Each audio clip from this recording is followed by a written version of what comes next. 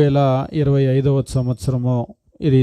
ఈరోజు మానవ జీవితాన్ని మనం గమనించినప్పుడు ప్రతి కుటుంబంలో కూడా పెద్దవాళ్ళు, అంటే తల్లిదండ్రులుగా ఉన్నవాళ్ళు, పెద్దవాళ్ళు తమ కుటుంబాల్లో పిల్లల గురించి ఎంతో ఆందోళన చెందుతూ ఉన్నారు. వారి జీవితాలు బాగుండాలని, సన్మార్గంలో వారు ఉండాలని వారి గురించి ఎంతో ఆలోచన చేస్తూ ఉంటారు. వారు మంచి మాటలు చెప్పడానికి ప్రయత్నం చేస్తారు. అంతేకాదు టీచర్ల దగ్గర కొందరు ప్రత్యేకంగా తల్లిదండ్రులు అడుగుతారు, మా పిల్లలకి కొంచెం మంచి మాటలు చెప్పండి, మంచి విషయాలు నేర్పించండి అని అంటూ ఉంటారు. ఇవాళ రేపు మనం చూసినప్పుడు ముఖ్యంగా మనం ఎంత తాపత్రయపడినప్పటికీ కూడా మంచి వాళ్ళుగా మన పిల్లలు ఉండాలి అని కోరుకుంటుంటే ఆ మంచిని నేర్చుకోలేకపోతూ ఉన్నారు. ఈరోజు రాత్రికాల సమయంలో మనం భయాన్ని గురించి మాట్లాడబోతూ ఉన్నాం. భయము అంటే ముఖ్యంగా దేవుణ్ణి గూర్చినటువంటి భయము.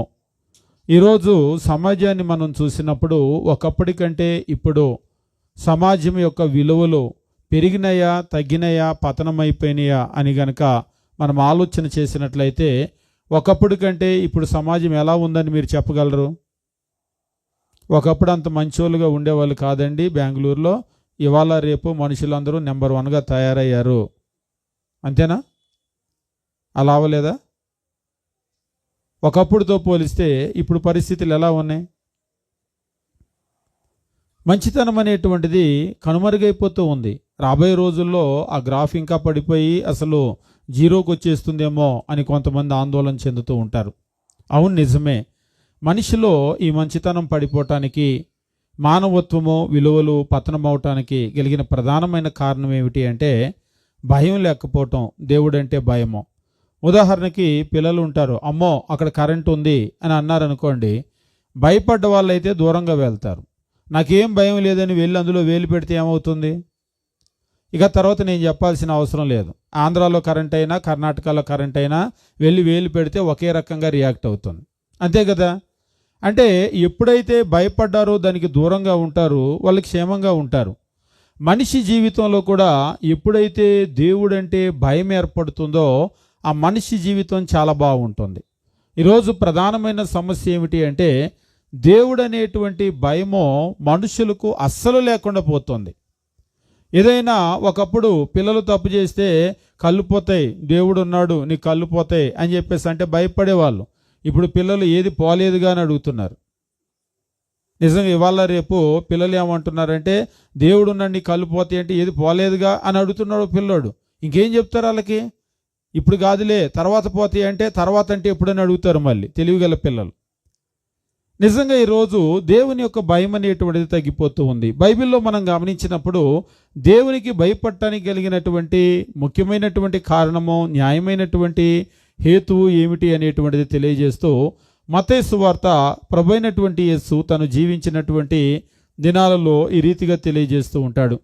మత్తయి సువార్త మనం గమనించేటప్పుడు 10వ అధ్యాయము 28వ వచనం మనం చూసినట్లయితే 10వ అధ్యాయము 28వ వచనము, మరియు ఆత్మను చంపనేరక దేహమునే చంపు వారికి భయపడకుడి. క్రీస్తు ప్రభు ఎవరికి భయపడాలో, ఎవరికి భయపడకూడదో, భయపడనవసరం లేదో నేను నేర్పిస్తాను అని నేర్పుతున్నాడు. మనిషికి భయం ఉండాలి, మనిషికి భయం ఉండకూడదు. బైబిల్ ఎప్పుడు 2 రకాలుగా చెప్పిద్ది అన్నాడు ఒక ఆయన. 2 రకాలుగా కాదు, ఏ విషయంలో భయం ఉండాలి, ఏ విషయంలో భయం ఉండకూడదు. కాబట్టి ఇక్కడ క్రీస్తు ప్రభు అంటున్నాడు, ఆత్మను చంపనేరక దేహమునే చంపు వారికి భయపడకుడి. మనిషి ఎవరికి భయపడకూడదంటే మనిషికి ఆత్మ దేహము 2 ఉన్నాయి. అసలు 2 ఉన్నాయి అనేటువంటి తెలియని వాళ్ళు చాలామంది ఉంటారు మనుషులు. మనిషి అంటే మరణం ముగింపేమో అనుకునేటువంటి వాళ్ళు అనేక మంది లోకంలో ఉన్నారు. మేము గొప్ప గొప్ప చదువులు చదువుతున్నాం. ఇందాకడ సహోదరులు చెప్పినట్లు రసాయన శాస్త్రమో, భౌతిక శాస్త్రమో, ఆ శాస్త్రమో, ఈ శాస్త్రమో, అన్ని శాస్త్రాలు తెలిసి, అంటే ఈత శాస్త్రం గురించి నేను చెప్పటం లేదు, అన్ని శాస్త్రాలు తెలిసినా కానీ వారి ఆత్మను గూర్చినటువంటి విషయాలు తెలియనటువంటి వాళ్ళు ఉన్నారు. అవును, ఈరోజు ఆత్మను గురించి చాలామందికి తెలియదు. అంటే ప్రాణం అనేటువంటి విషయాన్ని మాట్లాడుతూ ఉంటారు. ప్రాణం ఉంది, ప్రాణం పోయింది. అవును, ప్రాణం పోయింది, ప్రాణం పోయింది అని అందరూ అంటూ ఉంటారు కదా. మనిషి ప్రాణం పోవటం సహజం. మన చుట్టూ మనము ఎంతోమంది మనుషులు వారు బ్రతికి ఉండటమో మన కళ్ళ ముందే చనిపోవటం మనం చూస్తూ ఉంటాం. లేదండి, నా జీవితంలో ఇంతవరకు నా చుట్టుపక్కల ఉన్న వాళ్ళు ఎవ్వరూ చనిపోలేదు, అందరూ బ్రతికున్నారని ఎవరైనా చెప్పగలరా? ఎవరు చెప్పలేం. మన కుటుంబాల్లోనే మరణం చోటు చేసుకుంటూ ఉంటుంది. ప్రాణం పోయింది అని అంటూ ఉంటారు. ఇంట్లో ఉన్న మనిషిని బయటికి తీస్తూ ఉంటారు. తర్వాత ఈ ఇంటి బయట నుండి ఊరి బయటికి తీసుకొని వెళ్తూ ఉంటారు. ఆ తర్వాత ముగింపు కార్యక్రమాలు ఏవైతే ఉన్నాయో అవి చేస్తూ ఉంటారు. అయితే ప్రాణం పోయింది ప్రాణం పోయింది అంటాం, కానీ ప్రాణం పోయింది అన్నప్పుడు ఎక్కడికి పోయింది ప్రాణం అని అడుగుతారు ఎవరైనా? ఇందాక నేను చెప్పిన రసాయన శాస్త్రమో భౌతిక శాస్త్రమో ఈ శాస్త్రాలన్నీ తెలిసిన వాళ్ళు మరి ఇన్ని శాస్త్రాలను నేర్చుకుంటున్నారు కదా, మరి ఈ ఆత్మను గురించినటువంటి శాస్త్రం నేర్చుకోరే? మానవునికి ప్రాణం అనేటువంటిది ఒకటి ఉంటే ఈ ప్రాణం పోతే ఎక్కడికి పోయింది? అసలు ఈ ప్రాణం పోవాలి అంటే ఎక్కడి నుంచో రావాలి కదా, ఎక్కడి నుంచి వచ్చింది? అసలు ఈ ప్రాణము ఎక్కడి నుంచి వస్తుంది, ఎక్కడికి పోతుంది? అసలు ఈ ప్రాణము వచ్చే ప్రాణం ఎందుకు వస్తుంది? కొద్ది కాలం ఉండటానికి ఈ ప్రాణం వస్తుంది అంటే ఎందుకు, ఏం చేయటానికి వస్తుంది? ఉదాహరణకి మేము బెంగళూరు వచ్చాం, ఏం చేయటానికి వచ్చారండి అని అడిగారు అనుకోండి.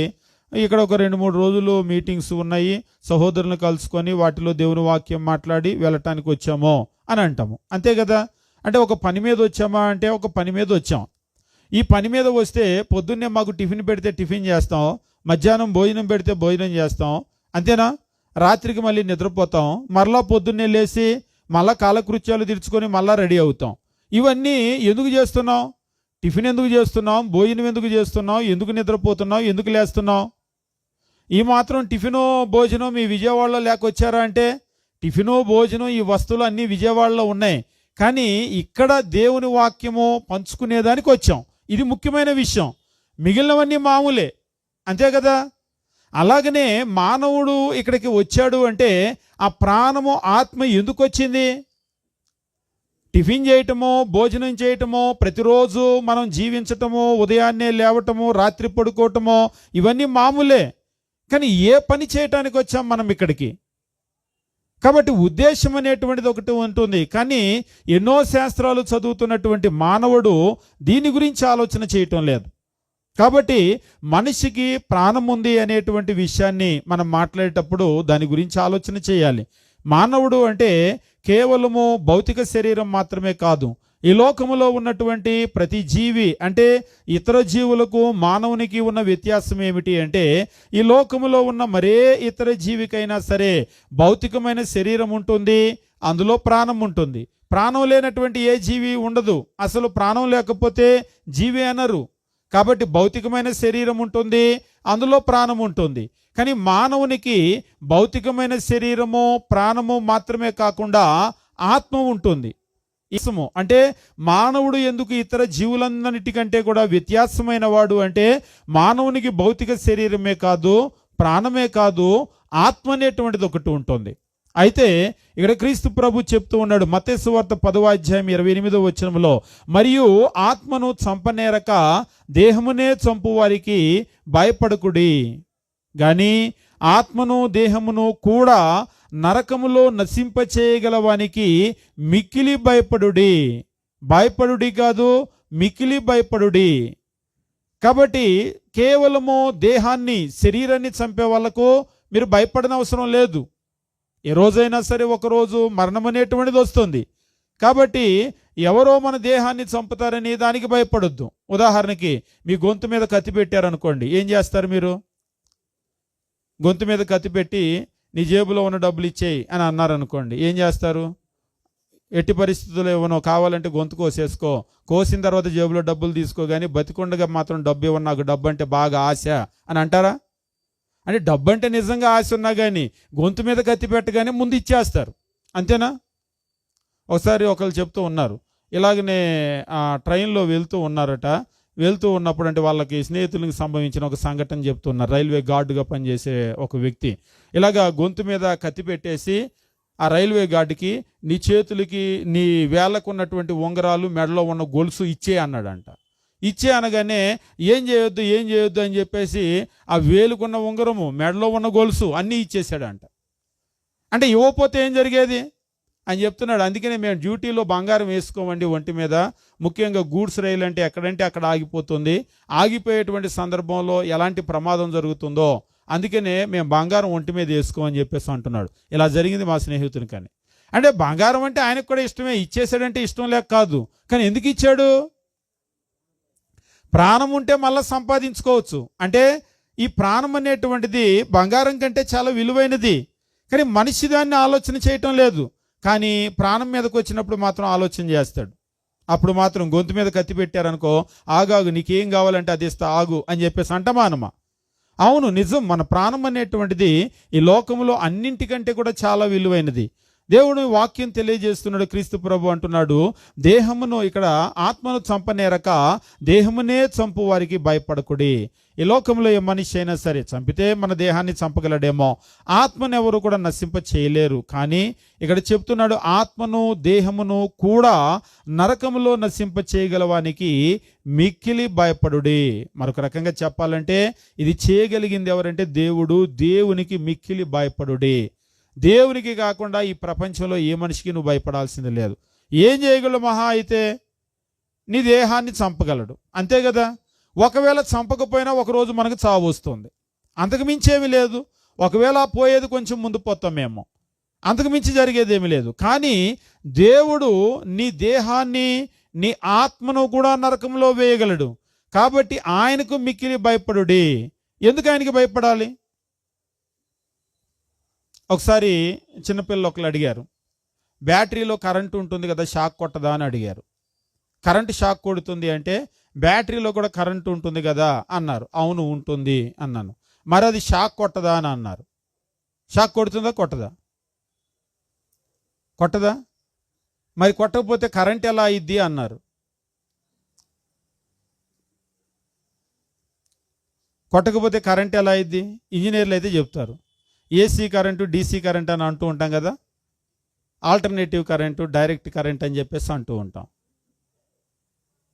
దాని గురించి నేనేమి ఇది ఎలక్ట్రికల్ ఇంజనీరింగ్ సబ్జెక్ట్ అని చెప్పట్లేదు, మామూలుగా చెప్తూ ఉన్నాను. ఏసీ కరెంట్, డీసీ కరెంట్ అని అంటాం. ఈ ఏసీ కరెంట్, ఆల్టర్నేటివ్ కరెంట్ అనేటువంటిది ఇది షాక్ కొడుతుంది. అది కూడా ఏంటంటే మనకు పెద్ద వోల్టేజ్ అయితే, ఏసీ కూడా మనకు చిన్న వోల్టేజ్ అయితే పెద్దగా ఏమి షాక్ కొట్టదు. ఇప్పుడు బ్యాటరీలో ఉండేటువంటిది డీసీ కరెంటు, అది కూడా చాలా తక్కువ వోల్టేజీ, 1.2 వోల్టు, లేదా బ్యాటరీ అంటే ఒక 12 వోల్ట్ ఉంటుంది కాబట్టి అది షాక్ కొట్టదు. అదే పెద్ద వోల్టేజ్ అయితే నిజంగా చిన్న చిన్న పిల్లలు పెద్ద పెద్ద ప్రశ్నలు అడుగుతారు. అంటే పిల్లలు చిన్నవాళ్ళే కానీ బుర్ర పెద్దది. ఒక్కోసారి పెద్ద పెద్ద మనుషులు చిన్న చిన్న బుర్ర ఉంటుంది, ఆ మాత్రం ప్రశ్న కూడా అడగరు. ఇక్కడ గమనించాల్సిన విషయం ఏంటంటే కరెంటు అనగానే వెంటనే వాళ్ళకి అర్థమైంది కరెంటు షాక్ కొడుతుంది అంటే, మరి బ్యాటరీలో కూడా కరెంటు ఉంటుంది కదా, ఎందుకు షాక్ కొట్టదు అని అడిగారు. నిజమే, మంచి ప్రశ్నే. ఇప్పుడు కరెంటు షాక్ కొడితే ఏమవుతుంది? ప్రాణం పోతుంది. ఇప్పుడు ఆ పిల్లోడికి ఒక విషయం అర్థమైంది, ఆహా అంటే బ్యాటరీలో కరెంటుకి మనం భయపడాల్సింది లేదనమాట అంటున్నాడు. నిజమే, బ్యాటరీలో కరెంటు ఉంటుంది కానీ భయపడాల్సిన పని లేదు. ఎందుకు భయపడాల్సిన పని లేదు? నేను చచ్చిపోనుగా, పట్టుకున్నది నన్ను ఏం చేయదుగా. అదే ఒకవేళ ఈ కరెంట్ అనుకోండి, ఏసీ కరెంట్ అనుకోండి, దానికి నేను భయపడాలి. ఎందుకు భయపడాలి? ఇప్పుడు మనం మామూలుగా ఇంట్లో అయితే 220, 230 వోల్ట్స్ కరెంట్ అనేటువంటిది ఏసీ కరెంట్ వస్తుంది. ఇవి కాకుండా మనకు హై టెన్షన్ వైర్లు అని చెప్పేసి అంటూ ఉంటారు కదా. మీరు ఆ హై టెన్షన్ వైర్లు కనుక చూసినట్లయితే చాలా ఎక్కువ వోల్టేజ్ వెళ్తుంది. అందులో మీరు గమనించినప్పుడు ఆ హై టెన్షన్ వైర్లు అలా పైనుంచి వెళ్ళేటప్పుడే కింద అని సౌండ్ వినపడుతూ ఉంటుంది. మన చెవులకి అది తెలుస్తూ ఉంటుంది. ఎక్కడి నుంచి వస్తుంది ఆ సౌండ్? తీగల్లో నుంచి వస్తుంది, అంతేనా? తీగల్లో నుంచి రావడానికి ఏముంది తీగల్లో అన్నారు ఒకళ్ళు. ఏముంది అంటే కరెంటు కంటికి కనబట్టలేదు కానీ చెవికి వినపడుతుంది అనమాట అన్నాడు ఒక ఆయన. అవును, అది హై వోల్టేజ్ అయితే చెవులకు వినపడుతుంది. నిజమే, కంటికి కనబడటం లేదు కానీ ఆ హై వోల్టేజ్ చెవులకు వినపడుతుంది, జ్జ్ అంటూ ఉంటుంది కదా, అది మన చెవులకు వినపడుతూ ఉంటుంది. ఒక్కోసారి కరెంటు దగ్గరికి వెళ్ళినప్పుడు అది లాగేస్తూ ఉంటుంది. మనం దగ్గరికి వెళ్ళాల్సిన పని లేదు, కొంచెం దూరం ఉంటేనే ఆ హై వోల్టేజ్ లాగేస్తూ ఉంటుంది. అంటే ఎంత ఎక్కువ వోల్టేజ్ అయితే అంత ప్రమాదం. అందుకనే హై టెన్షన్ వైర్లు ఉన్నటువంటి దగ్గర మీరు ఇల్లులు కూడా అక్కడ కట్టడానికి అనుమతించరు, చాలా ప్రమాదం అది. ఇక పట్టుకుంటే ఇంకా మరలా బ్రతుకుతాడు అనేటువంటి ఆప్షనే ఉండదు. ఇంట్లో కరెంటుకే బ్రతకరు, ఆ హై టెన్షన్ వైర్లు కనుక పట్టుకుంటే ఇంకా బ్రతుకుతాడు అనేటువంటి ఆప్షన్ ఉండదు. అంటే దానికి మనం చాలా భయపడతామా అంటే అవును, చాలా చాలా భయపడుతూ ఉంటాం. ఇక్కడ మనం చెప్పాల్సిన విషయం ఏంటంటే దేవుడు అంటే ఒక ఆయన అంటున్నాడు హై టెన్షన్ వైర్ల కంటే ఎక్కువ అని.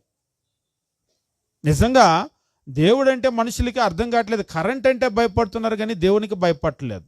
అంటే దేవుడు ఏం చేయలేడా? ఏం చేయలేడా దేవుడు? అంటే కరెంట్ అంటే ప్రాణం పోయేదిగా అంటున్నాడు. కరెంట్ అంటే కేవలం నీ దేహాన్ని చంపిద్దేమో, కానీ దేవుడు నీ దేహాన్ని ఆత్మను కూడా నరకములో వేయగలుగుతాడు. ఈరోజు మనిషి దేవునికి భయపడటం లేదు అంటే కారణం ఏమిటి అంటే కరెంటును గురించి తెలిసిన వాళ్ళు ఎవరైనా సరే కరెంటుకు భయపడతారు. ఉదాహరణకి ఇక్కడ కరెంటు తీగలు ఉన్నాయి అనుకోండి, బయటే ఉన్నాయి కరెంటు వైర్లు, కుక్క ఇటువైపు వెళ్తుంది, భయపడుతుందా అది? అమ్మో కరెంటు ఉంది వైర్ అని ఎగిరి దూకి జంప్ చేసి వెళ్ళిద్దా? వెళ్తుందా? వెళ్ళదు. అదే మనం వచ్చామనుకోండి, అక్కడ కరెంటు వైర్లోనే అనగానే ఏం చేస్తాం? ఆగిపోతాం, లేదంటే పక్క నుంచి వెళ్తాం, పట్టుకోకుండా అంటే మనకు తగలకుండా వెళ్తాం. మరి కుక్క ఎందుకు అలా చేయలేకపోయింది? ఆల్రెడీ మీరు చెప్పారు, కరెంట్ ఉంది కరెంట్ ఉందని, టామీ లేకపోతే విక్కీ జిమ్మీ ఏదో ఉంటుందిగా పేరు, అక్కడ కరెంట్ ఉంది అని అన్నారు. అయినా ఏం చేస్తుంది అది? అరే అంత చెప్తున్నా నీకు అర్థం కావట్లేదా అంటే, అర్థమైతే అది జిమ్మీ విక్కీ టామీ ఎందుకు అవుతుంది, కుక్క ఎందుకు అవుతుంది? అయితే ఇవాళ రేపు కనుక మీరు గమనించినట్లయితే కొంతమంది మనుషులకి ఎంత చెప్పినా అర్థం కావటం లేదు. మానవుడు మనిషికి దేవుడు ఎంతో జ్ఞానం ఇచ్చాడు, ఇక్కడ ప్రమాదం ఉంది అన్న అర్థం కావటం లేదు. మనకి కరెంటులో ఉండే ప్రమాదం అర్థమవుతుంది, రోడ్డు మీద బయటికి వెళ్ళేటప్పుడు జాగ్రత్త రోడ్డు మీద అంటే అంత ప్రమాదం అనేటువంటిది మానవునికి అర్థం కావటం లేదు. ఎప్పుడైతే ఈ దేవుని గురించి మానవునికి అర్థం కాదో అప్పుడు వాళ్ళ జీవితాలు పూర్తిగా పతనమైపోతాయి, భ్రష్టు పట్టేస్తూ ఉంటాయి. ప్రస్తుత సమాజంలో ఉన్నటువంటి పరిస్థితి ఏమిటి అంటే మానవునికి దేవుని గురించి అర్థం కావటం లేదు. అంటే ఒక రకంగా మానవులు అంటే పెద్దవాళ్ళది కూడా చాలా పొరపాటు ఉంది. ఒకప్పుడు దేవుని గురించి బాగా చెప్పేవాళ్ళు, ఈరోజు దేవుని గురించి ఎవరు చెప్తున్నారు? కరెంటుని గురించి మీరు చెప్పారనుకోండి, కరెంటు షాక్ కొడుతుంది చచ్చిపోతారు అని చెప్పేసి అంటే, నిన్న ఒక 2 రోజుల క్రితం మేము ఒక బాప్తీసం ఇవ్వటానికి కృష్ణా జిల్లాలో ఒక ఏటి దగ్గరికి వెళ్ళాం. ఏటి దగ్గరికి వెళ్తే పిల్లలు అక్కడ చేపలు ఉన్నాయని వెళ్ళబోతుంటే నేను చెప్పాను, మొన్న న్యూస్ చదివారు కదా 2 రోజుల క్రితం కేరళలో ఒక వ్యక్తికి చేప కొరికింది. చేప కొరికితే ఏమైంది? జస్ట్ ఒక 2-3 రోజుల క్రితం న్యూసే, కేరళలో ఒక వ్యక్తికి చేప కొరికింది. చేప కొరికితే దానివల్ల గ్యాంగ్రీన్ వచ్చేసి ఆ ఇన్ఫెక్షన్ వచ్చేసి చెయ్యి తీసేశారు. అంటే చేపలు కొరికితే ఎంత ప్రమాదం అవుతుందా అంటే ఆ చేపలో ఉన్నటువంటి అంటే ఆయన ఫస్ట్ కొరకగానే వెళ్ళాడట, వెళ్ళి ఆయన ఏదో లోకల్గా ట్రీట్మెంట్ తీసుకున్నాడు. అయినా సరే ఆ చేప పళ్ళలో ఉండేటువంటి అంటే మట్టిలో ఇసుకలో ఉండేటువంటి ఒక రకమైన ఇన్ఫెక్షన్ ఏదో చెప్పారు, అది దాని పళ్ళలో ఉండటం వల్ల అది లోపలికి వెళ్ళిపోయింది. ఆ చెయ్యి గనక తీయకపోతే అది బ్లడ్లోకి వెళ్ళిపోయి బ్రెయిన్కి వెళ్ళిపోతే మనిషే చచ్చిపోతాడు. ఎక్కడో అరుదుగా ఉంటే అలాంటి కేసులని అంటున్నారు. ఎప్పుడైతే చేప కొరికితే చెయ్యి తీసేశారంట అని చెప్పగానే అమ్మో అని వచ్చేసారు. అంటే ఇప్పుడు వాళ్ళకి భయం వేసింది చేప అంటే. ఎందుకు? ఒక ఉదాహరణ చెప్పేసరికి అది ఏం చేయగలుగుతుంది చేప అనేటువంటి చెప్పేసరికి భయం వేసింది. వాస్తవంగా మనం దేవుని గురించి చెప్పవలసినంత పిల్లలకి చెప్పటం లేదు. దేవుణ్ణి మనం కరెంటు గురించి చెప్తాము, రోడ్డు మీదకి వెళ్తే వచ్చే ప్రమాదం చెప్తాము, చెడ్డవాళ్ళతో స్నేహం చేస్తే వచ్చే ప్రమాదం చెప్తాము, లేకపోతే వాళ్ళు మంచోళ్ళు కాదు వీళ్ళు మంచోళ్ళు కాదు వాళ్ళ జోలికి వెళ్తే ప్రమాదం చెప్తాము, కనీసం కుక్క జోలికి వెళ్తే కరిసిదని ఆ ప్రమాదం కూడా చెప్తాము. కానీ దేవుని గురించినటువంటి ప్రమాదాన్ని చెప్పటం లేదు. దేవుడు ఎంత దీవించేటువంటి దేవుడో ఆ దేవుడు మనము ఆయన చెప్పినట్లుగా గనక సన్మార్గంలో జీవించకపోతే అంత ప్రమాదం ఉంటుంది ఆయన వల్ల. ఎందుకు అంటే దేవుడు ఈ లోకమంతా కూడా నడిపిస్తూ ఉన్నాడు. ఈ నడిపించేటువంటి క్రమంలో ఆయన భక్తులను దీవించటం మాత్రమే కాదు, దుష్టుల్ని శిక్షిస్తూ ఉన్నాడు. ఒకవేళ శిక్షించకుండా వదిలిపెట్టొచ్చుగా అన్నాడు ఒక ఆయన. ఒకవేళ దుష్టుల్ని శిక్షించకుండా గనక వదిలిపెడితే ఆ దుష్టులే లోకమంతా నిండిపోయి మంచి వాళ్ళని అసలు బతకనివ్వరు. కాబట్టి ఈ మంచి బ్రతకాలి అంటే మంచి వాళ్ళు బ్రతకగలగాలి అంటే అందులో దేవుడు జోక్యం చేసుకోవాలి. చేసుకోకపోతే ఈ లోకంలో మంచి అనేటువంటిదే ఉండదు. కాబట్టి దేవుడు ఏం చేస్తూ ఉంటాడంటే ఆయన దుష్టుల్ని ఖచ్చితంగా శిక్షిస్తాడు. ఇక్కడ మనం గమనించవలసినటువంటి విషయం ఏమిటంటే దేవుని యందు భయభక్తులు ఎవరికైతే ఆ భయం ఉంటుందో వాళ్ళ జీవితాలు చాలా దీవించబడతాయి. మనము బైబిల్లో అనేకమైనటువంటి విషయాలను చూస్తూ ఉంటాం. సామెతల గ్రంథము మనం గమనించేటప్పుడు దేవుని వాక్యం ఈ రీతిగా చెప్తూ ఉంటాడు.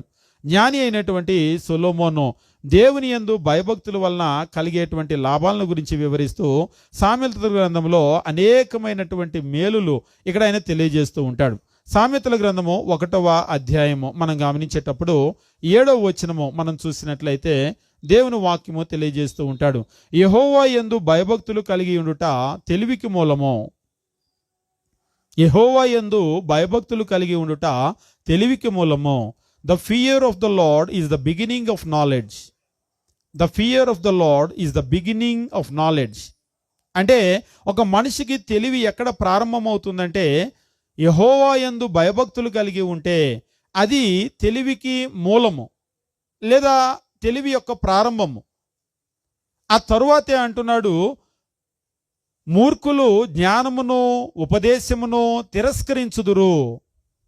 నువ్వు మూర్ఖుడు అయితే నువ్వు జ్ఞానాన్ని ఉపదేశాన్ని తిరస్కరిస్తావు. ఈరోజు మనం గమనించినప్పుడు నిజంగా మూర్ఖులే ఎక్కువగా ఉంటున్నారు. పిల్లల్లో కూడా మూర్ఖత్వమే ఎక్కువ అవుతుంది. ఒకప్పుడు పెద్దవాళ్ళు చెప్తే ఇంట్లో చాలా పెద్దవాళ్ళు చెప్పిన మాట చాలా బాగా వినేవాళ్ళు. కనీసం పెద్దవాళ్ళు చెప్పారనేటువంటి ఒక మర్యాద ఉండేది. ఈవేళ అయితే మొహం మీదే చెప్తున్నారు. నువ్వు చెప్తే నేను వినాలా అంటున్నారు. నేను వినను పో అంటున్నారు. ఏం చేస్తావు నువ్వు అంటున్నారు. ఏం చేస్తావో చేసుకో అంటున్నారు. లేదు, వినటం లేదు అసలు.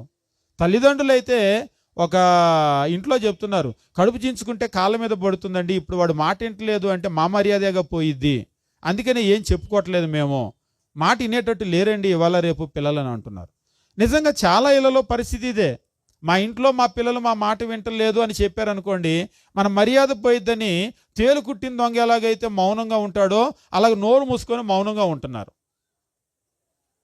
కాబట్టి ఇక్కడ సమస్య ఎక్కడ ఏర్పడుతుంది అంటే మనము మొట్టమొదట వారికి దేవుని యందు భయాన్ని నేర్పించాలి. ఆ దేవుని యందు భయం గనక నేర్పించారనుకోండి, యెహోవా యందు భయభక్తులు కలిగి ఉండుట తెలివికి మూలము. కాబట్టి ఒక మనిషికి మానవునికి తెలివి ఎక్కడ ప్రారంభమవుతుంది అంటే దేవుని యందు భయభక్తులు గనక కలిగి ఉన్నట్లయితే అక్కడ తెలివి ప్రారంభమవుతుంది. ఎందుకు అని మీరు ప్రశ్న వేయొచ్చు. ఎప్పుడైతే భయం ఉంటుందో భయం ఉన్నప్పుడు విధేయత ఉంటుంది. నేను చెప్పింది మీకు అర్థమై ఉంటుంది. భయం ఉన్నప్పుడు విధేయత ఉంటుంది. ఉదాహరణకు ఒక టీచరు కొడతారనే భయం ఉంది. కొడతారనే భయం ఉంటే క్లాస్కి వస్తాడా మానేస్తాడా? ఒకసారి ఒకళ్ళు అడుగుతున్నారు, మా చిన్నప్పుడు మేము ఎంత బాగా చదివే వాళ్ళమో తెలుసా అంటే పిల్లోడు అంటున్నాడు, అప్పట్లో అంటే మీ టీచర్లు బాగా కొట్టేవాళ్ళు అని, తుక్కు తుక్కు కొట్టేవాళ్ళు అని. మరి ఇప్పుడు కొడితే మమ్మీ డాడీ అసలు ఊరుకోరుగా, వచ్చేస్తారు, వాళ్ళు వచ్చి అడుగుతారు. నిజంగా ఒక రకంగా అమ్మా నాన్నే కొట్టనివ్వట్లేదు. ఒక టీచర్ చెబుతున్నారు, పిల్లోడిని కొడితే పేరెంట్స్ వచ్చి మేమే కొట్టకుండా పెంచుతున్నాం మా పిల్లల్ని, మీరెవ్వరు కొట్టడానికి అని అడుగుతున్నారంట. ఏది చేయకుండా పెంచుతున్నాం, మీరెవ్వరు కొట్టడానికి, కన్నోళ్ళం మేమే కొట్టలేదని. ఈ పిల్లోడు అన్నీ వింటా ఉన్నాడు. అంటే మా మమ్మీ డాడీ వాళ్ళు కొట్టకపోవటమే కాదు, నన్ను ఎవరిని కొట్టనివ్వరు అనమాట. ఇంక నేను ఎవ్వడ మాట వినాల్సింది లేదు, ఏదన్నా ఉంటే వాళ్ళు వచ్చి మాట్లాడుకుంటారు. ఇంకేమన్నా ఏది చేతికొస్తాడా పిల్లలు? నిజంగా ఈవేళ మనము పిల్లల్ని కొట్టకుండా పెంచడం అంటే బాగా పెంచుతున్నామని అనుకుంటున్నాం. భయం లేదు అంటే కొట్టాలని నేనేం చెప్పటం లేదు. కొట్టడం అనేటువంటి బైబిల్ ప్రకారం అయితే బెత్తము ఉపయోగించినటువంటి వాడు తన కుమారునికి విరోధి అంటాడు. అంటే కొట్టమని కాదు, భయం అనేటువంటిది నేర్పించాలి. ఆ భయం ఉంటే మీరు కొట్టాల్సిన అవసరం లేదు. మీరు కర్ర ఎప్పుడు పట్టుకోవాలి అంటే మీ పిల్లవాడు మీకు భయపడలేదు అనుకోండి, మీరు కర్ర పట్టుకోవాలి. ఒక్కోసారి కొంతమంది కర్ర పట్టుకుంటారు అయినా భయపడరు. నేను అప్పుడప్పుడు చెప్తాను, మీరు కర్ర పట్టుకోవటం అనవసరం అని. ఎందుకంటే కర్ర ఎందుకు పట్టుకోవాలంటే భయపెట్టడానికి పట్టుకోవాలి. కొంతమంది తల్లిదండ్రులు కొడతారు, కర్ర అక్కడ ఉంది తే అనగానే వద్దు వద్దు వద్దు అంటూ ఉంటారు. అంటే భయం ఉంది లోపల, చాలది, ఇంకా కొట్టాల్సిన పని లేదు. ఆ భయం ఉందనుకోండి చెప్పింది వింటారు. దేవుడంటే భయం ఉంటే కూడా దేవుడు చెప్పింది చెప్పినట్టుగా వింటాం. అంటే ఆ విధేయత, వినయం అనేటువంటిది మనకు వస్తుంది. ఎప్పుడైతే దేవుడంటే భయం ఉంటుందో ఆయన చెప్పింది చెప్పినట్టుగా వింటాం. ఎప్పుడైతే ఆయన చెప్పింది చెప్పినట్టుగా వింటామో మనకి తెలివి అనేటువంటిది వస్తుంది. అంతేకాదు దేవుని మాట మనం వినటం వల్ల, అంటే ఆ భయం వల్ల మనలో విధేయత అనేటువంటిది వస్తుంది. ఆ విధేయత వల్ల చాలా గొప్ప దీవెన అనేటువంటిది వస్తుంది. ఇక్కడ 7వ వచనంలో అంటున్నాడు, యెహోవా యందు భయభక్తులు కలిగి ఉండుట తెలివికి మూలము, తెలివికి ప్రారంభం అది. కాబట్టి దేవుని యందు భయభక్తులు లేకుండా నా పిల్లవాడు తెలివి కలిగిన వాడు అవ్వాలి అనుకుంటే అది ఎట్టి పరిస్థితుల్లో సాధ్యపడదు. ఈరోజు మీరు లోకంలో కూడా చూడండి, చాలా గొప్ప గొప్ప శాస్త్రవేత్తలు కానీ, గొప్ప గొప్ప వ్యక్తులు కానీ ఉంటారు. వీళ్ళలో ఎక్కువ మందికి ఉండేటువంటి ఒక కామన్ గుణం ఏంటంటే దేవుడు అంటే భయం. మీరు లోకంలో చూడండి, దేవుడు అంటే భయం ఉన్నటువంటి వాళ్ళే ఈ ప్రపంచంలో గొప్ప వాళ్ళు అయినటువంటి వాళ్ళు. ఎవరికైతే దేవుడు అంటే భయం ఉండదో అటువంటి వాళ్ళు అబద్ధం ఆడతారు, మోసం చేస్తారు, వ్యభిచారం చేస్తారు. ఇంకా చెప్పాలంటే రూల్స్ రెగ్యులేషన్స్ ఏమీ ఉండవు. మేము అప్పుడప్పుడు కొన్ని మోటార్ సైకిల్ వెనకాల కుర్రోళ్ళు రాసుకుంటారు, నో రూల్స్ అని స్టిక్కరింగ్ వేస్తారు. మరి ఇక్కడ బెంగళూరులో వేస్తారో లేదో తెలియదు, కానీ ఎక్కువ వేస్తారు, ఇక్కడ ఇంకా ఎక్కువ వేస్తారు. ఎందుకంటే ఇది మాకంటే పెద్ద టౌన్ కదా, ఇంకా మాకన్నా కొద్దో గొప్ప రూల్స్ ఉంటాయి, కానీ ఇక్కడ అస్సలు రూల్స్ ఉండవు. కుర్రోళ్ళు అంటే ఇక అంతే, మరి నో రూల్స్ అని వేస్తూ ఉంటారు. అంటే మేము ఎవ్వడ మాట అయినమో, మాకు ఎవ్వడూ కూడా ఇంకా చెప్పాల్సింది లేదు అన్నటువంటి విధంగా అన్నమాట. కాబట్టి ఎప్పుడైతే చెప్పిన మాట వింటామో, అంటే దేవుడు అంటే భయం ఉంటే వింటాము, భయం లేకపోతే వినం, వినకపోతే ఎట్టి పరిస్థితుల్లో దీవించబడరు. మీరు లోకంలో కూడా చూడండి, ఏ వ్యక్తి అయినా సరే గొప్ప వ్యక్తి అయ్యాడు అంటే ఖచ్చితంగా దాని వెనకాల దైవ భయం అనేటువంటిది ఉండాలి. ఈరోజు మన పిల్లలకు ఆ దైవ భయాన్ని మనం నేర్పించలేకపోతే మన పిల్లలు మన చేతికి రారు. కాబట్టి ఈరోజు ఎక్కడ మిస్ అవుతుంది, ఎందుకు మేము పిల్లల్ని బాగా ఒక తండ్రి అడుగుతున్నాడు, ఎందుకు మనం పిల్లల్ని బాగా పెంచలేకపోతున్నాం? వాళ్ళకి కావాల్సిందల్లా కొనిస్తున్నామే, ఏది కావాలంటే అది కొనిస్తున్నాము, లేకపోతే అప్పు చేసి కూడా కొనిస్తున్నాము, ఎంత బాగా పెంచుతున్నాం వాళ్ళని, అయినా సరే ఎందుకు వాళ్ళు మన చేతికి రావటం లేదు అంటే, మీరు కావాల్సినవన్నీ కొనిస్తున్నారు, చాలా కష్టపడుతున్నారు, అప్పులు చేసి కూడా తెచ్చిస్తున్నారు, కానీ వాళ్ళకి దేవుని భయాన్ని నేర్పటం లేదు.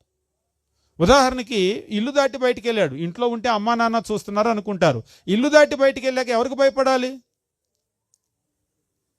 మేము కొన్ని ఊర్లు వెళ్ళి వస్తూ ఉంటాం, ముఖ్యంగా ఈ అడవి ప్రాంతాలు, లేకపోతే మనకి పల్లెటూర్లు, బాగా విలేజ్ సైడ్ వెళ్ళొచ్చేటప్పుడు రాత్రిపూట ఏం చేస్తూ ఉంటారంటే రోడ్లు పక్కన కూర్చొని బీర్లు తాగుతూ మందు తాగుతూ ఉంటారు. పొలాల దగ్గర, అడవుల దగ్గర రాత్రిపూట కూర్చొని మందు తాగుతూ ఉంటారు. ఇక ఆ తర్వాత తాగిన తర్వాత నేను మొన్న కూడా ఒక వీడియో చూస్తూ ఉంటే, ఇప్పుడు కొంతమంది టౌన్ల నుంచి ఏం చేస్తూ ఉన్నారంటే, వ్యవసాయం ఎట్లా ఉందో చూద్దామని చెప్పేసి పల్లెటూర్లకు వెళ్తూ ఉన్నారు. మీరు యూట్యూబ్లో కూడా ఒక వీడియో ఉంది, అరకుకు సంబంధించిన ఒక వీడియో. అరకు దగ్గరకు చాలామంది ప్రకృతిని చూడటానికని వస్తూ ఉన్నారు. వచ్చేసి వాళ్ళు ఏం చేస్తున్నారంటే బీరు బాటిల్ తాగేసి వాటిని పొలాల్లో విసిరేసి, రోడ్ల పక్కన విసిరేసి, పొలాల్లో దిగిన వాళ్ళకి కాళ్ళు కోసుకుంటున్నాయి, తెగుతున్నాయి. ఆ వీడియోలు కూడా మీరు చూసి ఉంటారు. పర్యావరణాన్ని మీరు చూడటమేమో కానీ పర్యావరణాన్ని పాడు చేస్తున్నారు. పొలంలోకి వాళ్ళేం చెప్పులు బూట్లు వేసుకొని దగ్గర మామూలుగా దిగేస్తారు, అవి తాగి అలా ఇసిరేస్తే ఆ సీసాలు పగిలిపోతే కాళ్ళు కోసుకుంటున్నాయి వాళ్ళకి. ఎట్లాంటి పనులు చేస్తూ ఉన్నారు అంటే, ఇక్కడ నేను చెప్పాలనుకుంటున్నటువంటి విషయం ఏమిటి అంటే, ఇప్పుడు ఈ పర్యావరణం అనేటువంటిది మనం కనుక గమనించామనుకోండి, ఈ పర్యావరణాన్ని పాడు చేస్తున్నారు అని చెప్పేసి అంటూ ఉంటున్నారు. అవును, పర్యావరణము అనేటువంటిది కొంతమంది దాని యొక్క అక్కర అనేటువంటిది వాళ్ళకి తెలియదు. ముఖ్యంగా మనం పిల్లల్ని పెంచేటువంటి విషయంలో వాళ్ళకి కావలసినవన్నీ కొనిస్తూ ఉన్నాం, వాళ్ళకి కావలసినటువంటి వస్తువులన్నిటిని కూడా మనం అందిస్తూ ఉన్నాం. కానీ ఇంట్లో ఉంటే అమ్మా నాన్న ఉన్నారనే భయం ఉండొచ్చు. ఇల్లు దాటకి ఇంకెవరికి భయపడాలి? ముఖ్యంగా ఇప్పుడు నేను చెప్పాను కదా, చీకట్లో ఎవరికి భయపడాలి? పగలన్నా అయితే ఎవరో చూస్తారని భయపడాలి, చీకట్లో ఇంకెవరికి భయపడాలి?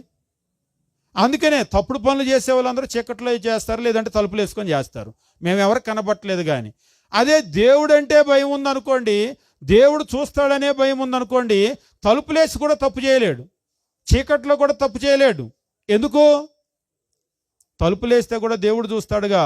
మనం బైబిల్లో చదివేటప్పుడు యోసేపు ఎందుకు తప్పు చేయలేకపోయాడు? ఆయన యవనస్తుడే, ఇంకా చెప్పాలంటే పాపం చిన్నతనంలోనే కుటుంబానికి దూరమే చాలా కష్టంలో ఉన్నాడు, మంచి అవకాశం దొరికింది కదా అని దాన్ని పాజిటివ్గా తీసుకొని ఉండొచ్చు. ఈవేళ చాలామంది అయితే అట్లా ఉపయోగించుకుంటారేమో, కానీ ఎందుకు ఆయన తప్పు చేయలేకపోయాడు? ఆ దేవుని భయము ఆయనలో ఉండటాన్ని బట్టి ఆ తప్పు ఆయన చేయలేకపోయాడు. కాబట్టి ఈరోజు పిల్లలను నిజంగా నిలబెట్టేటువంటిది ఏమిటి అంటే, ఆ దైవ భయం అనేటువంటిది తల్లిదండ్రులు ఎప్పుడైతే పిల్లలకు నేర్పిస్తారో అప్పుడే వారి జీవితం అనేటువంటిది సన్మార్గంలో స్థిరపరచబడుతుంది.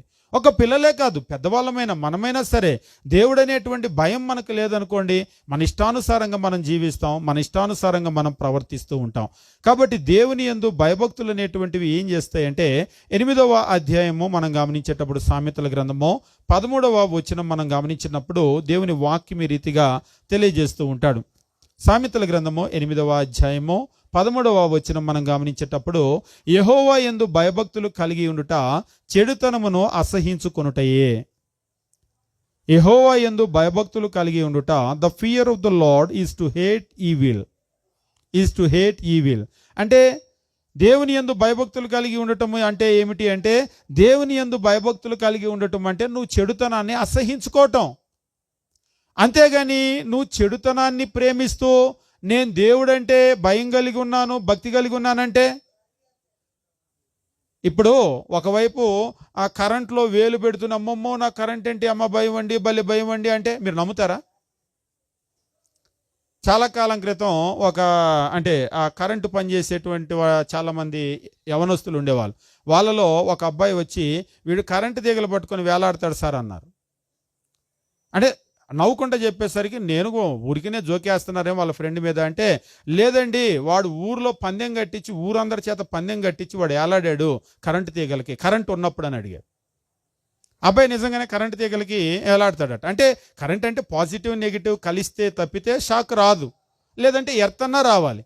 ఓన్లీ ఫేస్ని పట్టుకున్నారనుకోండి షాక్ రాదు. కరెంటు వాళ్ళ బాడీలోంచి పాస్ అవుతుంది, సర్కస్లో కూడా చూపిస్తారు, అలా పట్టుకుంటే బల్బ్ వెలుగుతుంది, కానీ వీళ్ళకి షాక్ రాదు. అంటే ఆ కరెంట్ అనేటువంటిది ఎట్లా పనిచేస్తుంది అనేటువంటిది తెలుసు కాబట్టి పట్టుకున్నాడు.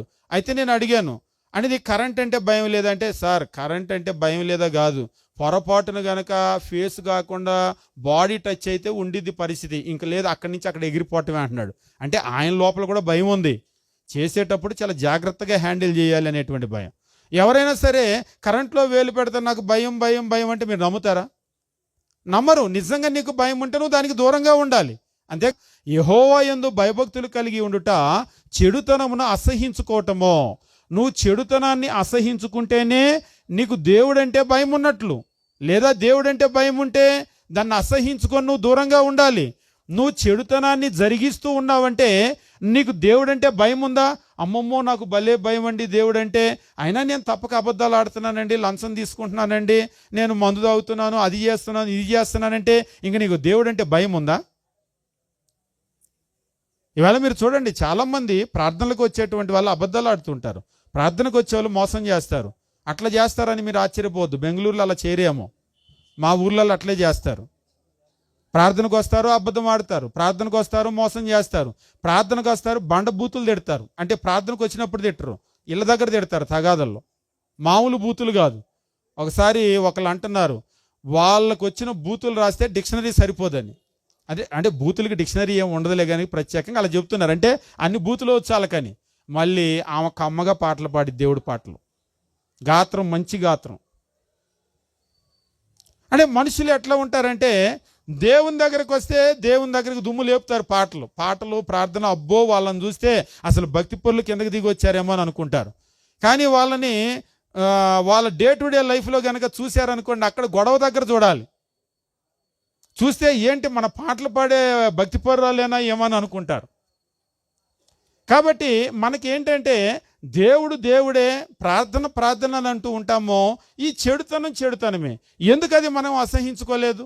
ఉదాహరణకు ఒక చిన్న కరెంట్ ఉందంటే దానికి భయపడితే దూరంగా ఉంటాం. మరి నువ్వు దేవునికి భయపడితే నువ్వు ఈ చెడుతనానికి దూరంగా ఉండాలి కదా. నువ్వు ఎందుకు చెడుతనానికి దూరం అవ్వలేదంటే నీలో దేవుని భయం అనేటువంటిది లేదు.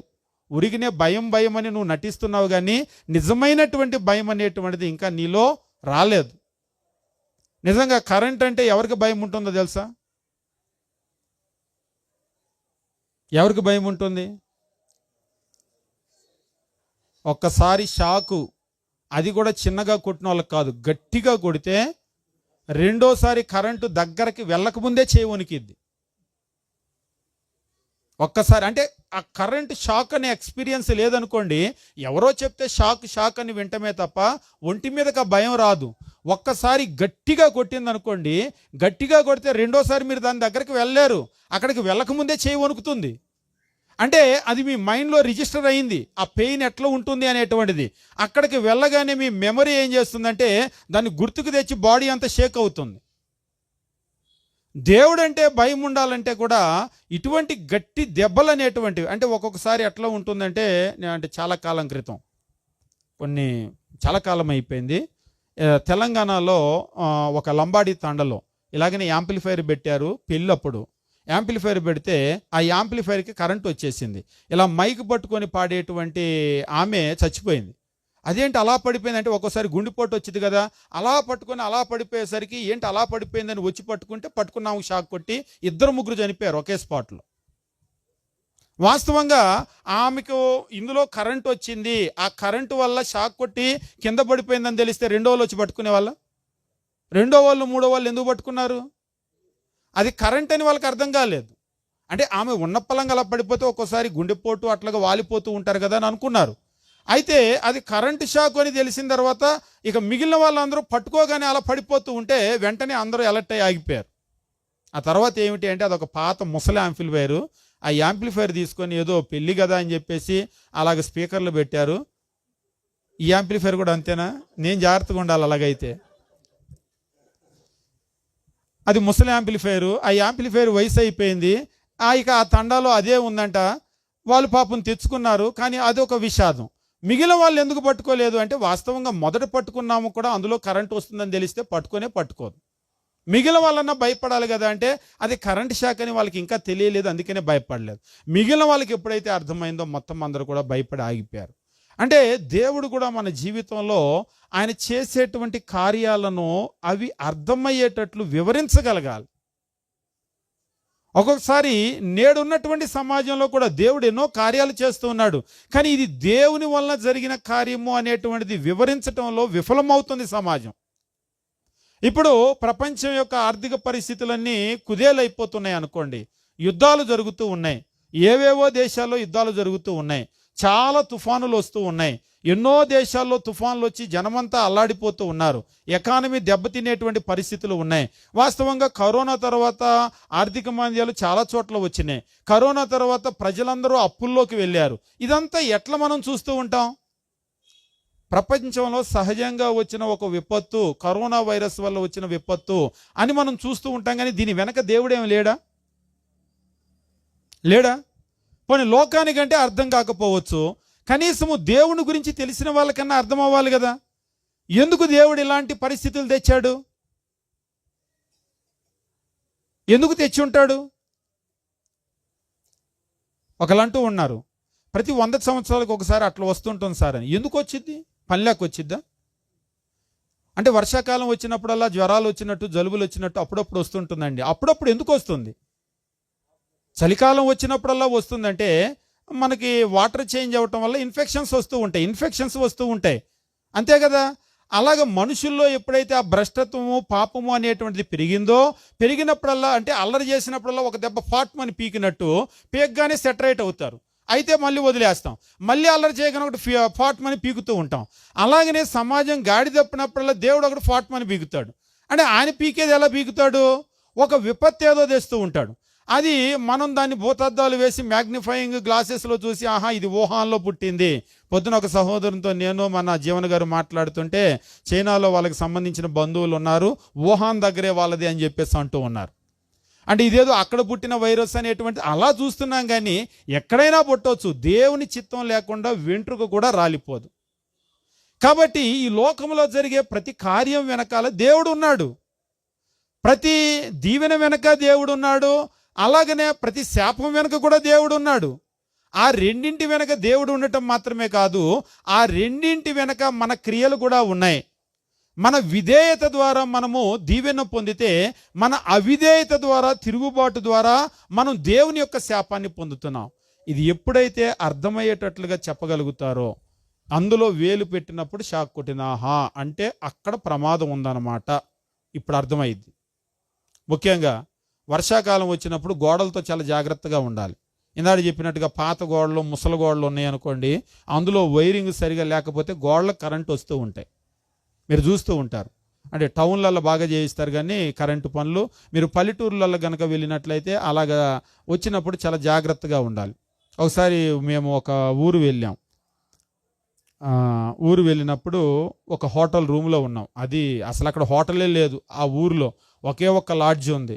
ఇక రాత్రి తప్పక మేము రాయలసీమలో అక్కడికి వెళ్ళాం. చాలా కాలం, ఒక 23 సంవత్సరాల క్రితం అనుకుంటా. వెళ్తే పెద్ద ఆయన అంటూ ఉన్నాడు, లోపలికి స్నానానికి వెళ్తుంటే, హీటర్ ఉంది కదా అని గీజర్ వేస్తావేమో, షాకులు కొడతాయి ఇలాంటి చోట్లనే అన్నాడు. వద్దులేండి, చన్నీళ్ళు చేసి వస్తానన్నాను. అంటే ఎప్పుడో ముసలి గీజర్లు ఉంటాయి, అవి ఉంది కదా అని ఇలా వేసామనుకుని అని అక్కడే ఇక అతుక్కోవాలి. అవి ఒక్కోసారి పని చేయవు, అవి మెయింటెనెన్స్ సరిగా ఉండవు. ఆ మాట చెప్పేసరికి ఎందుకులే అసలు దాని జోలికి, నేను చన్నీళ్ళు చేసి వస్తానని అన్నాను. ఒకవేళ అది చెప్పకపోతే తెలిసి ఇచ్చేసి ఉండేవాడిని. అంటే ఎప్పుడైతే మనల్ని హెచ్చరించారో తగు జాగ్రత్త తీసుకుంటాం, అంతే కదా.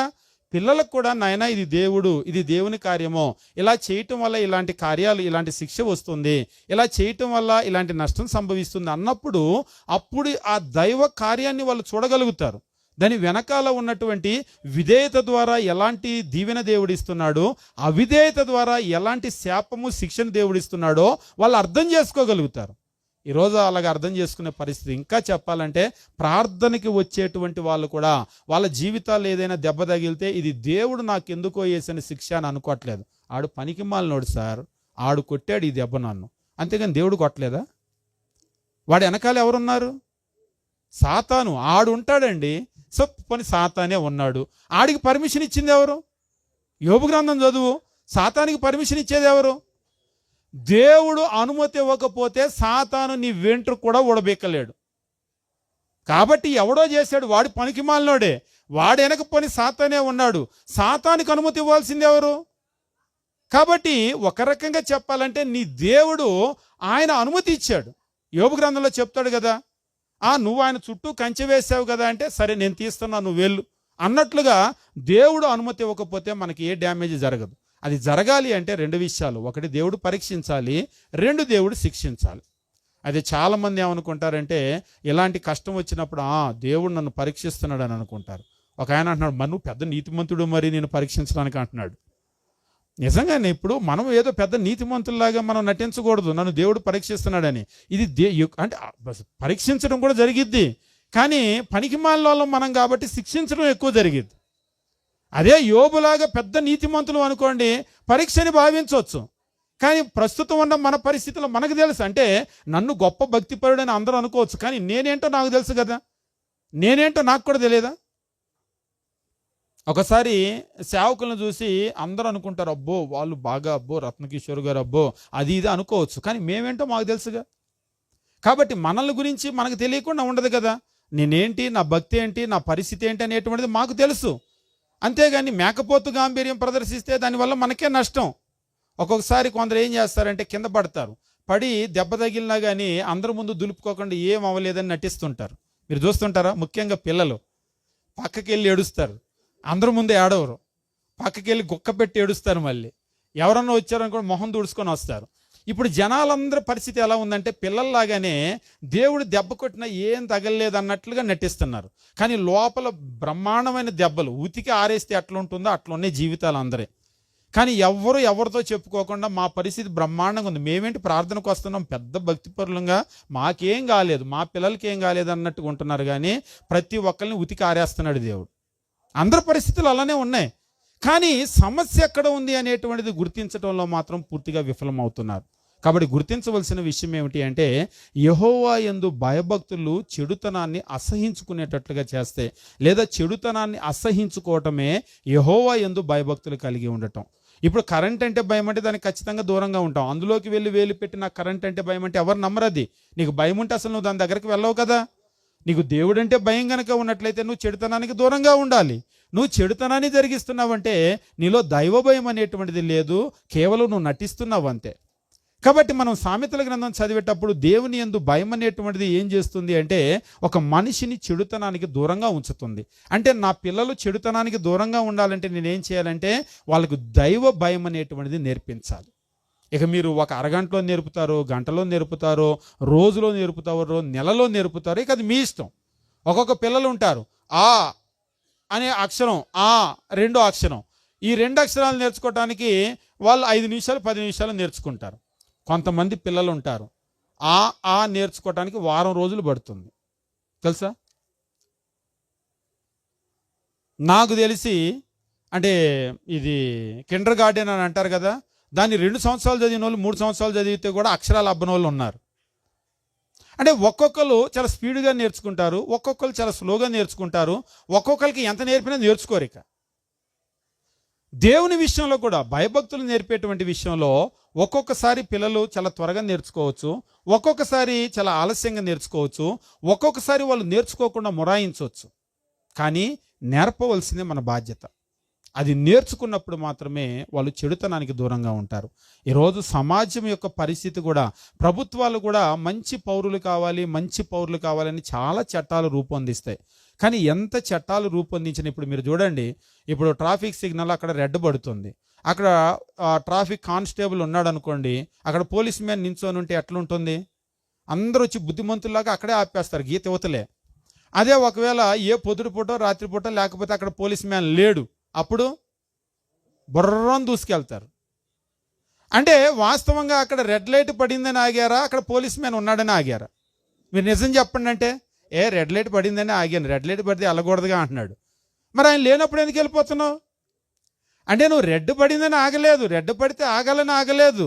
నువ్వు ఎందుకు ఆగావు అంటే, రెడ్ పడితే నేను వెళ్ళిపోతే అటునుంచి ఇటునుంచి వచ్చే వాళ్ళని నేను గుద్దుతాను, ప్రమాదం ఏర్పడుతుంది, నేను కింద పడితే పడ్డా వాళ్ళు పడతారు, వాళ్ళకి నష్టం కలిగిస్తాను, సమాజానికి అలాగే నేను డ్యామేజ్ చేయకూడదు, ఇదంతా ఆలోచన చేసేవి నువ్వు ఆగలేదు. అక్కడ పోలీస్ మ్యాన్ ఉన్నాడు, పట్టుకొని ఫైన్ వేస్తాడు, బండి లోపల పెడతాడని ఆగేవు అంతే. ఇవేళ రేపు మనం గమనించినప్పుడు మనం కొన్ని రూల్స్ రెగ్యులేషన్స్ అనేవి ఉంటాయి కదా, వాటిని మనం గమనించినప్పుడు మనం ఎందుకు లోబడుతున్నాం అనేటువంటిది మనకే అర్థమవుతుంది. అయితే మనకు అక్కడ పోలీసు ఉన్నాడు అనేటువంటి అట్లీస్ట్ ఒక పెనాల్టీ వేస్తాడు లేకపోతే పట్టుకుంటాడనే భయం ఉంటే ఆ భయం మనల్ని ఆపుతుంది. ఇక రెస్పాన్సిబిలిటీ అనేటువంటిది వేరే, అది నెక్స్ట్ లెవెల్. ఇక ఎవరున్నా లేకపోయినా మనం మన రెస్పాన్సిబిలిటీ ఫీల్ అయ్యామనుకోండి, అది వేరుగా ఉంటుంది. అయితే పోలీసు ఉన్నాడు అనేటువంటి దానికంటే కూడా, చట్టం ఉంది అనే దానికంటే కూడా, ఒకసారి ఒక ఆయన చెప్తున్నాడు, సార్ మేము ఎన్ని చట్టాలు చేసినా కానీ, ఒక గవర్నమెంట్ ఆఫీసర్ మాట్లాడుతున్నాడు, మేము ఎన్ని చట్టాలు చేసినా కానీ మా చట్టాలకండి మా ముందు భయపడతారు జనాలంతే, మేము లేకపోతే వాళ్ళు భయపడరు. ఇదే ఇప్పుడు నేను చెప్పిన ఎగ్జాంపుల్ ఆయన చెప్పింది అనమాట. ఒక ట్రాఫిక్ కానిస్టేబుల్ ఉన్నాడు అనుకోండి, ఆయన ఉన్నందుకు రెడ్ పడితే ఆగుతాడు, ఆయన లేకపోతే ఆగడు జనాలు. కానీ మీరు దేవుని వాక్యం చెప్తే జనాలు దేవుడంటే భయపడి ఆగుతారు. కాబట్టి మా చట్టాలు ఆపటం కంటే మనిషిని చెడు చేయకుండా దేవుని మాటలు ఆపుతాయండి అని అన్నాడు. అది అన్నటువంటి వ్యక్తి ఒక ఆఫీసర్, బాగా చదువుకున్న వ్యక్తి. అంటే నిజంగా మనిషిలో ఈ చట్టాల భయం ఎంతవరకు అంటే, అవి నన్ను ఎవరన్నా చూస్తున్నారా అన్నంతవరకే. ఎవరు చూడలేదంటే రాత్రిపూట తాగుతాడు, రాత్రిపూట ఏమైనా చేస్తాడు, లేదా తలుపులు వేసుకుంటే లోపల ఏమైనా చేస్తాడు. కానీ దేవుని భయం అనేటువంటిది పగలు ఆపుతుంది, రాత్రి ఆపుతుంది, నువ్వు అడవిలో ఉంటే కూడా, ఒంటరిగా ఉంటే కూడా నిన్ను ఆపుతుంది. కాబట్టి ఈ సమాజం అనేటువంటిది బాగుపడాలి అంటే ఖచ్చితంగా దేవుని యొక్క భయం అనేటువంటిది ఈ సమాజానికి నేర్పవలసినటువంటి అవసరం చాలా ఉంది. మరి ఎవరు నేర్పాలి దేవునికి ఈ సమాజానికి దేవుని యొక్క భయము? సమాజానికి దైవ భయం నేర్పవలసినటువంటి బాధ్యత ఎవరి మీద ఉంటుంది? ఇజ్రాయేలీల్లో కూడా మీరు గమనించినప్పుడు దైవ భయం ఉన్నంత వరకు ఇజ్రాయేలీలు చాలా దీవించబడ్డారు. ఎప్పుడైతే ఈ దైవ భయం అనేటువంటిది వాళ్ళలో లేకుండా పోయిందో, దైవ భయం లేకుండా పోతే చెడుదనం దగ్గరికి వెళ్ళిపోతారు. వెళ్ళిపోయినప్పుడు ఏమయ్యారంటే వాళ్ళందరూ కూడా నాశనం అయిపోయారు. అప్పుడు దేవుడు ఆ నింద ఎవరి మీద మోపాడంటే, ఒకసారి మీరు పాత నిబంధనలో హోషేయ గ్రంథం ఉంటుంది. ఈ హోషేయ గ్రంథంలో దేవుడు ఇక్కడ ఎవరిని నిందిస్తూ ఉంటాడో చూడండి. హోషేయ గ్రంథము 4వ అధ్యాయము. దేవుని వాక్యం ఈ రీతిగా చెప్తూ ఉంటాడు. హోషేయ గ్రంథము 4వ అధ్యాయము 6వ వచనము. నా జనులు జ్ఞానము లేని వారై నశించుచున్నారు, నీవు జ్ఞానమును విసర్జించుచున్నావు గనుక నాకు యాజకుడు కాకుండా నేను నిన్ను విసర్జింతును. అప్పుడప్పుడు కొందరు అడుగుతారు, మరి లేవీలకు ఇవ్వకపోతే వాళ్ళు ఇల్లు ఎక్కడ కట్టుకుంటారని. అంటే వాళ్ళు భూమి మీద ఈ గోత్రాలను తెలిపే పాలస్తీనా పట్టణంలో ఈ మ్యాప్లో గనక మీరు చూసినట్లయితే పైన మీకు లెఫ్ట్ సైడ్లో 12 గోత్రాల పేర్లు వరుసగా ఇచ్చాడు. ఇందులో లేవీ గోత్రం ఉండదు. అంటే ఇది ఆ గోత్రాలకు దేవుడిచ్చినటువంటి భూభాగాన్ని తెలిపేటువంటి పట్టం, అందులో ఉన్నారు. మరి ఈ మ్యాప్లో ఎందుకు లేరంటే ఇది వాళ్ళకి ఇచ్చిన భూభాగాన్ని తెలియజేసేటువంటి మ్యాప్, అందువల్ల లేరు. అట్లని అసలు ఈ మ్యాప్లో వాళ్ళకి భూమి లేదని కాదు, వాళ్ళకి భూమి 1, 2, 3 అంకెలు వేశారు కదా, అంటే నాదంటే చిరిగిపోయింది అండి, ఊడిపోయి, అందుకని ఇలా చూచి ఉండాలి అని వాళ్ళని పెట్టాడు. పోనీ మీకు అర్థం అవటానికి ఇంకొక రకంగా చెప్తాను. పాత నిబంధన బాగా చదివే వాళ్ళకి అర్థమవుతుంది. ఇజ్రాయేలీలు అరణ్య ప్రయాణము చేస్తూ వచ్చేటప్పుడు మోషే ద్వారా ప్రత్యక్ష గుడారాన్ని 1000 మంది దేవుడు చెప్పాడు. తర్వాత ఆ గుడారము చుట్టూ 12 గోత్రాల వాళ్ళు దిగాలి. బాగా గమనించండి, పాత నిబంధన అవగాహన ఉన్న వాళ్ళకి మాత్రమే అర్థమవుతుంది. ప్రత్యక్ష గుడారం వేసిన తర్వాత క్యాంపు దిగేటప్పుడు 12 గోత్రాలు కూడా చుట్టుపక్కల మీరు కనుక గమనించినట్లయితే ఒక్కొక్క వైపు 3 గోత్రాలు దిగవలసినటువంటి అవసరం ఉంటుంది. 3, 3, 3, 3, 4 3 12. మరొక రకంగా చెప్పాలంటే చుట్టూ ఇజ్రాయేలీలు ఉంటారు, మధ్యలో దేవుడు ఉంటాడు. అంటే దేవుడు అందరికీ అందుబాటులో ఉండాలి, ఉంటాడు. లేవీలు కూడా, ఈ యాజకులు కూడా ప్రజలందరికీ అందుబాటులో ఉండాలి. ఎందుకు అందుబాటులో ఉండాలి? ఉదాహరణకి మీరు ఎక్కడైనా సరే చూడండి, ఒక యూనివర్సిటీ ఉంది అంటే డిగ్రీ కాదు, పీజీ అంటారు. పీజీ అంటే లెక్కే ఉండదు, పెద్ద పెద్ద చదువులు, పిహెచ్డీలు, ఎంఫీలు చేస్తూ ఉంటారు. అదే మీరు ఎక్కడో దూరంలో ఉన్న వాళ్ళు వచ్చి, ఉదాహరణకి మీకు బెంగళూరులో యూనివర్సిటీ ఉంటే బెంగళూరులో మీరు పిహెచ్డీ చేయాలంటే మంచినీళ్ళ ప్రాయం. అదే ఒకవేళ ఒక 100-200 కిలోమీటర్ల అవతల ఉన్న ఊర్లో నుంచి వచ్చి ఇక్కడ ఒక పీజీ చేయాలనుకోండి, ముందు ఇక్కడికి రావాలంటే ప్రయాణం ఖర్చు, ఇక్కడ రూమ్ తీసుకోవాలో, హాస్టల్ తీసుకోవాలో, చాలా పెద్ద మెయింటెనెన్స్, అంతే కదా. అదే ఇక్కడ ఉన్న వాళ్ళకైతే చాలా సులభంగా నేర్చుకోగలుగుతారు. అందుకనే దేవుడు దేవుని వాక్యాన్ని నేర్పేటువంటి యాజకులను ప్రజలందరిలో కూడా పెట్టి ఆ ప్రజలందరి చేత దేవునికి ఇచ్చినటువంటి కానుకలు దేవుడు లేవీలు పోషించబడటానికి ఇచ్చాడు. అంటే ఒక రకంగా లేవీలు తినే తిండి ఎక్కడి నుంచి వస్తుందంటే దేవుడు ఇచ్చినటువంటిది, దేవుడికి ఇచ్చింది. ఈరోజు మేము కూడా సేవకులమో, మేము తినేటువంటి తిండంతా ఎక్కడి నుంచి వస్తుందంటే అప్పుడప్పుడు మేము మాట్లాడుకుంటాం, ఈరోజు మేము వేసుకునే చొక్కా, మా బట్టలు, మా వాచి, లేకపోతే మా చెప్పులో, మా షూసో, ఇంకా చెప్పాలంటే పైనుంచి కింద వరకు ప్రతిదీ కూడా మేము సేవ చేస్తున్నామని మాకు విశ్వాసులు తీసుకొని వచ్చినటువంటి కానుకలే. అప్పుడప్పుడు అనుకుంటాం, ఇవన్నీ మనకు వాళ్ళు ఇచ్చినందుకు మనం వాళ్ళకి ఎంత కష్టపడి దేవుని మాటలు నేర్పాలి, వాళ్ళకి వాళ్ళ పిల్లలకి. అది గనక ఈరోజు మా ఇంట్లో మా భార్య పిల్లలు మేము భోజనం చేస్తున్నామంటే దేవుడు ఇచ్చినటువంటి ఆ కానుకలు ఇచ్చినటువంటి డబ్బులు. అంత వాళ్ళు కష్టపడి గుప్పెళ్ళు విప్పి మాకు ఎందుకు ఇస్తున్నారు? మేమేదో కారులో తిరగమని కాదు, ఆ దేవుని మాటలు మాకు నేర్పి మమ్మల్ని, మా కుటుంబాల్ని, మా పిల్లల్ని దేవుని వైపు మీరు నడిపించండి అని మాకు ఇస్తున్నారు. అది ఆ పని మేము చేయకపోతే, పాత నిబంధనలో లేవీలు కూడా వాళ్ళకి అంటే ఒక ఫోర్క్ లాంటిది పెద్దదనమాట, ఆ గరిటను అలా గుచ్చుతాడు, గుచ్చి దానికి ఏదైతే మాంసం అంటుకుంటుందో ఆ కొంకిని అలా తీసి దానికి వచ్చిందంతా కూడా యాజకుడు పట్టుకెళ్ళాలి. ఉదాహరణకి మీరు మాంసం కూర వండుకుంటే మీకు మాంసం అంటే ఇష్టమా, ఎముకలు అంటే ఇష్టమా? ఎముకలన్నీ నాకే ఎన్ని అంటారు, కావాలంటే మెత్తటి మాంసం మీరు తినండి అంటారు, అంతేనా? అంటారా? ఎవరైనా మెత్తటి మాంసం కోరుకుంటారు, అంతే కదా. ఇక్కడ చూడండి, పశువు తెచ్చుకొని నరికి అందులో ఉడకబెట్టి ఆయన ఏమో అలా ఉంటాడు, యాజకుడు వచ్చి దాంతో తీసి దానికి వచ్చిందంతా ఆయన పట్టుకెళ్తాడు. ఏ కొంకి పని చేస్తున్నాడు ఆయన ఉండబట్టే సమాజంలో భక్తి అనేటువంటిది ఉంటుంది, దేవుని యందు భయభక్తులు ఉంటుంది, మీకు దీవెన ఉంటుంది. అలాంటిది మరి వాళ్ళు ఆ మాంసం తిని వాళ్ళని కొవ్వబెట్టుకొని దేవుని పని చేయకపోతే, ఎలీన్ నేరుగా ఇదే మాట అడుగుతాడు, కుమారులను గొప్ప చేసుకున్నావు అంటాడు. కాబట్టి ఇక్కడ హోషేయ గ్రంథం కూడా మనం గమనించేటప్పుడు ఇజ్రాయేలీల్లో ఉన్నటువంటి యాజకుల పరిస్థితి ఎట్లా ఉంది అనేటువంటి చెప్తూ 4వ అధ్యాయం 6వ వచనము, నా జనులు చేస్తున్నారు. ఉదాహరణకి ఇక్కడ కరెంట్ ఉందని కనుక మీరు జ్ఞానాన్ని నేర్పించారనుకోండి, కరెంట్ దగ్గరికి ఎవరు రారు, ఒకవేళ చెప్పకపోతే వచ్చేస్తారు, అజ్ఞానం అనేది. మీరు అందుకని ఎప్పుడైనా ఎలక్ట్రిసిటీ మీరు ట్రాన్స్ఫార్మర్ దగ్గర చూస్తే డేంజర్ అని ఒక స్కల్ బొమ్మ వేస్తూ ఉంటాడు, అదేంటి? ఒక హెచ్చరిక మనకి, అంతే కదా. ఒకవేళ హెచ్చరిక లేకపోతే, చాలా కాలం క్రితం అంటే ఒక మొన్న నవంబర్ అట్లా అనుకుంటా, మాకు విజయవాడలో బయట ఔటర్ రింగ్ ఒకటి వేస్తూ ఉంటే మేము మార్నింగ్ సైక్లింగ్కి వెళ్తున్నాం. అప్పుడు నవంబర్ డిసెంబర్ అంటే కొంచెం మంచు బాగానే వస్తూ ఉంది.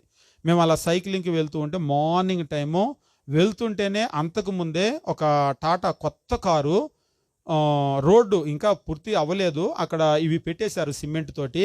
హైదరాబాద్ నుంచి వస్తున్నట్టున్నారు, ఒక యూత్ ఎవరో 3-4 ఉన్నారు, చాలా స్పీడ్ మీద వచ్చినట్టున్నారు, దాన్ని కొట్టేశారు పోల్స్ని. దాన్ని చూడగానే అర్థమైపోయింది ఇప్పుడే జరిగినట్టుంది యాక్సిడెంట్, ఇంకా ఎక్కువసేపు అవ్వలేదని. వెంటనే సైకిల్ వేసుకొని అక్కడికి వెళ్ళాము.